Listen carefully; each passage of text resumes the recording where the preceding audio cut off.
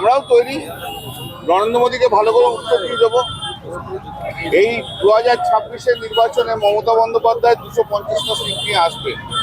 এই যে দাওয়া বাজবে না, এখান থেকে যে বাঁশি বাজবে, 2029-এ মোদী ফিনিশ। বিজেপি কটা পাবে দাদা? বিজেপি আর কটা পাবে? 30-এর নিচে। হ্যাঁ, যতই বাড়ানোর চেষ্টা করো বাড়বে না। এসআইআর তো কমপ্লিট হলো না, ইলেকশন ডিক্লেয়ার হয়ে যাচ্ছে। এসআইআর কমপ্লিট, ইলেকশন না, ইলেকশন নমিনেশন ফাইলের আগে পর্যন্ত এসআইআর এর সব কাজ হবে এবং সুপ্রিম কোর্ট বলে যে বাই চান্স যদি কিছু না হয় সেটা ওরা দেখবে। বাজার বাড়িতে হামলা, তাকে এই যে আর কি করবেন? নরেন্দ্র মোদীর মতো জুমলাবাজ গুন্ডা বদমাস তো আর নেই। নরেন্দ্র মোদী অমিত শাহ তো ওই করেই এসেছিল গুজরাটে। এখন ভারতবর্ষে এসে সারা রাজ্যে, সব রাজ্যের কেন্দ্রীয় যে যারা ক্যাবিনেট মিনিস্টার আছে তাদের বাড়িতে তাদের লোকজনদের দিয়ে ঢিল ছোড়াচ্ছে। এসব তো নরেন্দ্র মোদীর প্ল্যান, অমিত শাহর প্ল্যান। ওদের কাছে কখনো সভ্য ভব্য রাজনৈতিক কালচার এসব তো এক্সপেক্ট করতে পারবেন না। এরা নরেন্দ্র মোদী দেশটাকে বেছে দিয়েছে, আমেরিকার কাছে নিজে মাথা নিচু করে দেশকে শেষ করে দিয়েছে।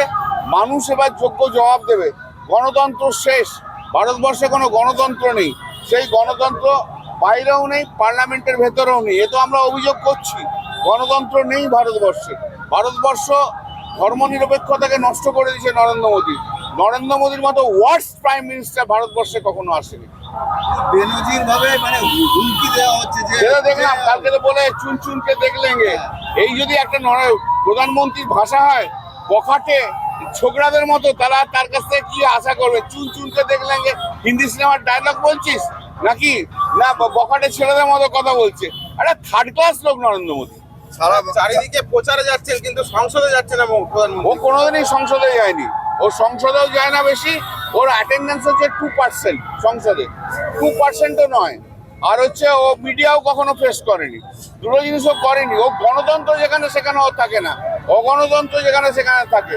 যেখানে গুন্ডা বদমাশি করতে হবে সেখানে থাকে, যেখানে নয় আমেরিকার কাছে মাথা নোয়ানোর সময় সে সময় আছে, বীর দর্পে যায় অন্য জায়গায়। কি করছে ভগবান জানে। ওই ইয়েকে পাঠিয়ে দিন না, অমিত শাহকে, আর তার সঙ্গে সাথী হিসেবে শুভেন্দু অধিকারী। সমস্ত ইরান থেকে সমস্ত তেল ফেল নিয়ে আসুক। কি করছে? হিন্দু মহিলাদের এত নাম কাটা গেছে, বিজেপি বুঝবে যে কোন জায়গায় করেছে। রাস্তায় নামতে দিন না। এই তো দেখলেন প্রায় 2 ঘন্টা মিছিল করলাম। কি লোকের, জনগণের সাড়া, কিসের জন্য সাড়া? তারা তো বুঝতেই পারছে যে আমাদের গণতান্ত্রিক অধিকারকে কেড়ে নিচ্ছে এই বিজেপি। আর আমাদের যতটা উন্নয়নের দরকার ততটা মমতা ব্যানার্জি করছে। এই তো এত তো সাড়া, আর এত সাড়া আছে বলেই তো আপনারা দৌড়ে দৌড়ে এসছেন।